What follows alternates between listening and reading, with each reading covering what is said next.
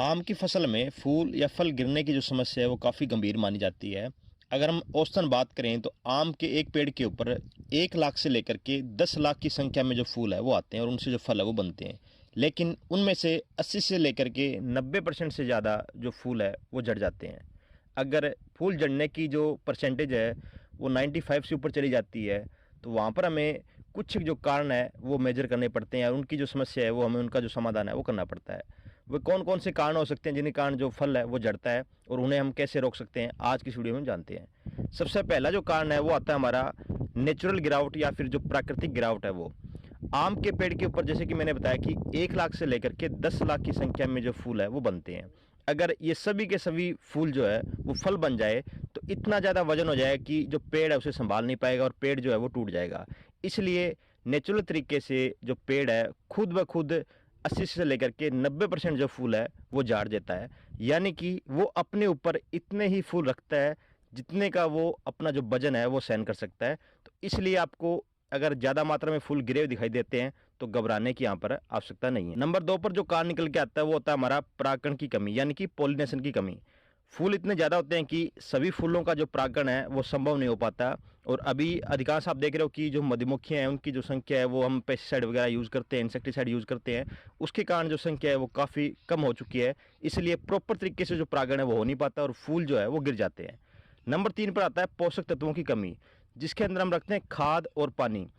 अक्सर किसान साथी क्या करते हैं कि उनकी एक माइंड के अंदर सोच रहती है कि जितना ज़्यादा हम पानी देंगे उतनी ही ज़्यादा जो फ्रूटिंग है वो आएगी और जो फ्रूट है वो रुकेगा। लेकिन आम की फसल में इसके विपरीत होता है, जितनी ज़्यादा मिट्टी के अंदर नमी होगी उतना ही जो फूल है हमारा वो ड्रॉप करेगा।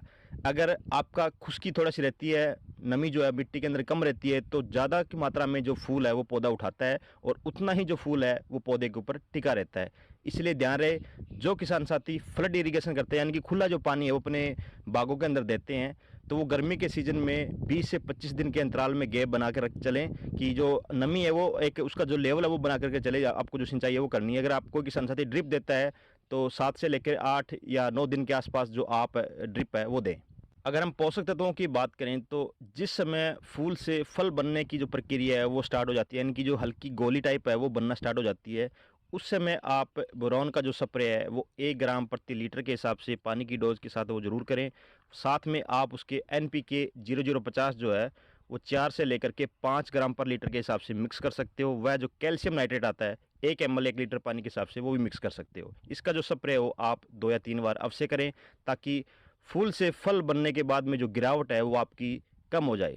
तेज हवा, बारिश या तापमान में उतार चढ़ाव के कारण भी फूल झड़ते हैं। आमतौर पर आपने देखा हो कि जो टेम्परेचर है वो ज़्यादा हाई चला जाता है, फिर भी जो फूल ड्रॉपिंग की समस्या है वो आती है। नंबर 5 पर हम बात करते हैं कीट व रोग। कुछ एक रोग या कीट जैसे कि हमारा मिलीबग है, थ्रिप्स है, जिन्हें हम रस चूसक कीट की श्रृंखला के अंदर रखते हैं, वह कुछ एक फंगस बीमारियां जैसे कि एंथ्राकनोज है या फिर पाउडरी मिल्ड्यू है, उनके कारण भी जो काफ़ी संख्या में फ्रूट ड्रॉपिंग है उनकी जो समस्या है वो आती है। इनकी रोकथाम के लिए आप कॉम्बिनेशन के अंदर स्प्रे कर सकते हो। थायामोथोक्साम आप ले सकते हो 25% WG वाला 1 ग्राम 1 लीटर पानी के हिसाब से। एंथ्राकनोज और पाउडर मिल्ड्यू के लिए आप यूज़ कर सकते हो अजोक्सिस्ट्रोबिन प्लस में डाइफेनाकोनाजोल। इसकी भी जो मात्रा है वो आप 1 से लेकर के 2 ml पर लीटर पानी के हिसाब से दोनों को मिला करके जो स्प्रे है वो कर सकते हो।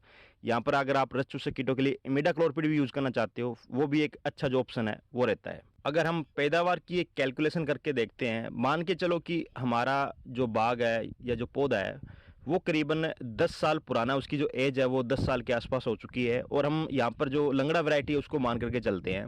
अगर आपकी जो देखभाल है वो सामान्य रहती है तो करीबन चांस रहते हैं कि एक पेड़ से 80 से लेकर के 120 किलोग्राम जो फ्रूट है वो हमें प्राप्त हो। अगर आपकी जो देखभाल है वो काफ़ी अच्छी रहती है, टाइमली आप हर एक चीज़ दे रहे हो, तो आपकी जो औसतन पैदावार है एक पेड़ से वो 150 से लेकर के 200 किलोग्राम के आसपास रहनी चाहिए। अगर वहीं पर आपकी जो देखभाल है वो नामात्र रहती है तो वहाँ पर आपका जो फ्रूट है वो उसका अनुमान है कि 40 से लेकर के 70 किलोग्राम के बीच में जो आपका फ्रूट है वो रहेगा। अब आपके ऊपर डिपेंड करता है कि आप टाइमली कैसे जो अपनी बागों की देखभाल है वो करते हो। उम्मीद करता हूँ किसान साथियों जानकारी आपको अच्छी लगी होगी।